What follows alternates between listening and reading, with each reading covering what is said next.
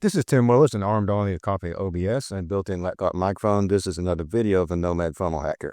So we are back returning to our series on Barnum PT. And let's go ahead and bring up our tool belt. And we have already done the full page section, color picker. And now we are actually going to do two tools. And I'm going to be skipping over the inspector. So we're going to cover the ruler and the image scraper. So to start off with, we are looking at a recent web page that has been dropped from Russell Brunson and ClickFunnels for their Prime Mover program. This is basically an application funnel. You press on the CTA button and it takes you to an application form, and beyond that, I don't know what's there because I didn't fill in the application. I just want to go ahead and capture these two pages. That being said, even though these are not very long web pages, they are just long enough for us to demonstrate the ruler and the image scraper. Let's go ahead and bring up Barnum PT. And so the first one we're going to look at is the ruler. And if we select that, we will see something that looks very much like the crosshairs on the section tool, but this one is a little different. And so the ruler allows you to measure things on screen. And there are, of course, many rulers you would have, but the advantage to this ruler being as it's already built in the Barnum PT. So how this works is very simple. So we wanted to measure the length of this prime mover element up here. We would just put our crosshairs on one side and swing it to the other. That yellow area is the part that's actually doing the measuring. And then you can see in the upper right-hand corner, we have a little box that gives us the measurements we have. If we release, that measurement stays static until we click again. So you can see that the yellow area measures a width of 221 pixels and 13 pixels. If we just click, it clears that out. And we go back to 0 on our little box here. Now, there's no way of saving that, so you'll have to write those measurements down, but you can get your measurements real quick this way.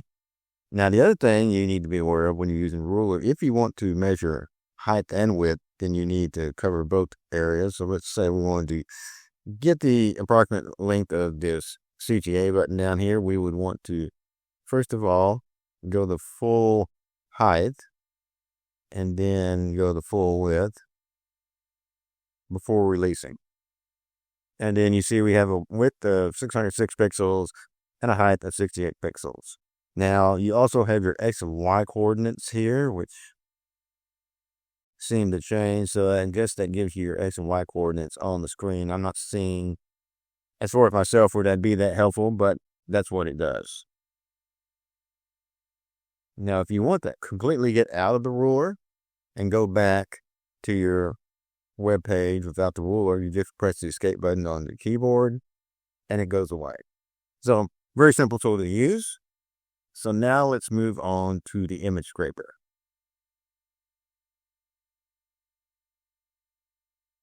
Now I used to use a tool called CSS Peeper, which in the day had a halfway decent image scraper. It wasn't great, but it was okay. But since that time, CSS Peeper has changed the tool, so it's not quite as friendly as it used to be, in my opinion. Now, CSS Peeper did not have a ruler, but it did have an image scraper, and the rest of what CSS Peeper did is covered by our color picker and the inspector, which will probably be the next video we do, but we're going to not even look at the inspector right now. But we want to look at the image scraper because this is one of the better image scrapers I've seen for collecting images off a web page, and I find it is far superior to the one CSS Peeper. So you just click on the image scraper button. It's going to bring you up a box like this that's going to show all the images it can find. Now, occasionally you may see an image like this that doesn't look like it has anything until you mouse over it, which means it's probably a white element on a white background. You also see that it will identify the file type. So we have SVG, and PNG and one JPEG here. Now, if you just wanted to say this ClickFunnels symbol here, and that's the old school symbol, that's kind of weird. You would just click the checkbox of that image or whichever single images you wanted and download them. But if you want all the images, you can click this button right here. It will check all of them. And then you can click download. It's going to make a zip file.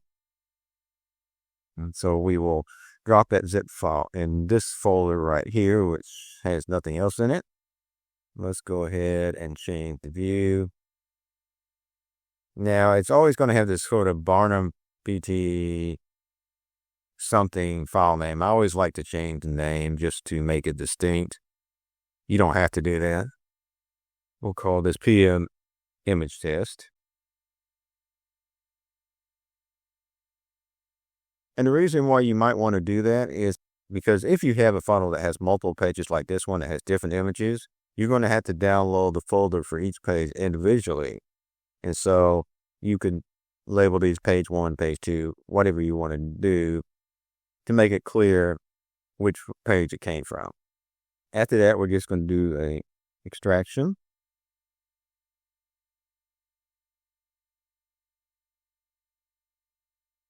And then let's go ahead and view it as large icons. And you can see there's all our images. We got JPEGs, we got PNGs, and of course these ones that look all swirly that we can't really tell what they are right now are SVG files. So that's really it for this video. We covered 2 very simple to use tools on the Barnum PT Toolbelt, ruler, and the image scraper.